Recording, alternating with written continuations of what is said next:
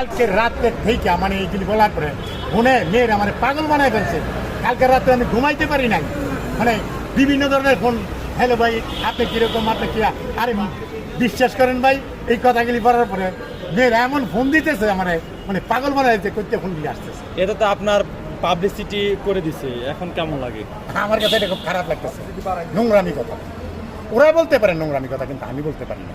কারণ ওরা যদি শোনেন, ওরা যদি কোনো মানব সহ্য হতো, ওরা যদি হোটেলের দেওয়া পয়সার ব্যবসা না করতো, তাহলে কোনো ভালো মানুষের মেয়ে, কোনো একটা শিক্ষিত না হোক, ওনাকে ক্লাস 7 পর্যন্ত লেখাপড়া করছে, কোনো ভালো ফ্যামিলি আর সেই কথা বলতে পারে যে 5-7 জন আমার সাথে এনজয় করতে চাইছি, আমি পারতাছি না, এটা কি বলতো?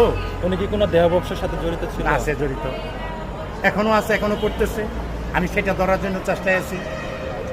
কোন হোটেলে থাকে সেটা আমি দেখবো, এবং আগে যেই হোটেলে ছিল ওইটাও আমি চেষ্টায় আছি, ওইখান থেকে কিছু